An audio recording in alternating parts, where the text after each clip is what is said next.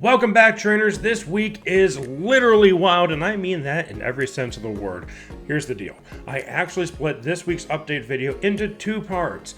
This video is going to cover everything happening Monday through Friday, the early events, the bonuses, and the Into the Wild prelude. Now, the second video is going to cover the main event happening this weekend, the Wild Area Weekend, which is basically the biggest event since Go Fest. You'll find that video linked down in the description below and on the end screen once this one wraps up. And since this week's schedule is going to be a little bit different, I'll be breaking things down day by day, so it'll be a lot easier for you guys to plan your week ahead. Okay, enough of that intro stuff, let's dive in. Starting this Monday at 10 a.m. local time, the Into the Wild event officially begins, and we're kicking things off with some seriously good bonuses. From Monday through Friday, the remote raid pass limit will jump from 10 to 30. The Shadow Pokemon can have Frustration TM'd off, just like a Team Go Rocket Takeover event, which is huge. You can also grab special event stickers from Pokestops and gyms to add a little bit of flair to those gifts you're sending to your friends. And Legendaries caught from 5-star raids may have a special background, which is like the new rarity tier here in Pokemon Go. Weekly spawns will include Alolan Rattata, Sableye, Carvanha, Purloin, Cottonee, Scraggy, Spritzee, Swirlix, Carbink, Nickit, and Fido, with everything except for the last two Pokemon that is listed available in shiny form. At 10 a.m., Lugia and Ho-Oh both return to raids for 24 hours, with a raid hour happening from 6 to 7 p.m. Now, just a heads up, there are 8 Legendaries. 8 Legendaries. Cycling through this week, I won't be doing a full deep dive on all of them like I usually do, because otherwise this video would be like 45 minutes long, and I don't want to do that, and I don't think I want to sit through that. But instead, what I'll do is I'll just flash the top 7 counters for each Pokemon as I talk about them. So here's the top 7 for Lugia right here, and the top 7 counters for Ho-Oh right there behind me on screen. That way you're covered if you're planning on raiding either one. Also on Monday, Rawlitz returns to 1-star Dynamax Battles and will be taking over power spots from 6 to 7 p.m. local time. You'll also find Sableye returning in 3 stars, and both Amped and low-key form Toxtricity taking over 4-star max battles all week long. Tuesday's raids feature Tapu Koko and Tapu Lele both returning with their legacy moves Nature's Madness when caught. Here are the top 7 counters for Tapu Koko, and right after that, we got the top 7 counters for Tapu Lele on screen. And yes, just to save us all some time, every 24-hour Legendary this week will have a raid hour from 6 to 7 p.m. local time. That way I don't have to keep repeating it, and we all know redundancy kills retention. Or so I've been told. Starting at 10 a.m., we'll also see 2 Mega Raids running all week, Mega Altaria and Mega Tyranitar. Between the two, Mega Tyranitar is the clear standout. It's the number 1 Dark type and number 3 Rock type in the entire game. That thing is just an absolute beast. To help you take them down, here are the top 7 counters for Mega Tyranitar and the top 7 counters for Mega Altaria.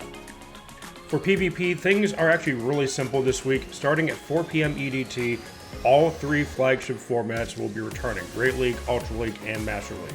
No gimmicks, no limited typings, just classic, open PvP. If you need help building your teams, check out the link in the description to PvPoke.com. It's hands down the best resource anywhere for PvP ranking, simulations, and team comps. And finally, Morelull Spotlight Hour takes place Tuesday from 6 to 7 p.m. local time, featuring 2 times Evolution XP as the event bonus. Now, I know there is a lot happening between 6 to 7 almost every day this week, but this one is worth considering. If you skip raid hour, you can grind Morelull for Stardust. It drops 500 dust per catch, or 750 with a star piece. Or if you're chasing level milestones, drop a lucky egg and evolve everything you've been holding to stack that XP. Now, before we close out the rest of the week, take a second to make sure that you're subscribed. I noticed a lot of returning viewers lately, people who see me pop up on their home screen and think that they've already hit that button. It only takes a moment to double check, and it really helps me out a ton. Plus, it makes sure you actually see the videos you want instead of hoping the algorithm remembers you. Thanks for checking, now back to the video. Wednesday finally gives us a little bit of a cooldown, thank God. The only major thing happening is that Duskmane Necrozma will be in raids for 24 hours starting at 10 a.m. And just a reminder, when you beat this raid, you'll actually be catching Necrozma itself, since you always catch the base form of any fusion. However, you'll also earn Solar Fusion energy, which lets you fuse it with Solgaleo later on.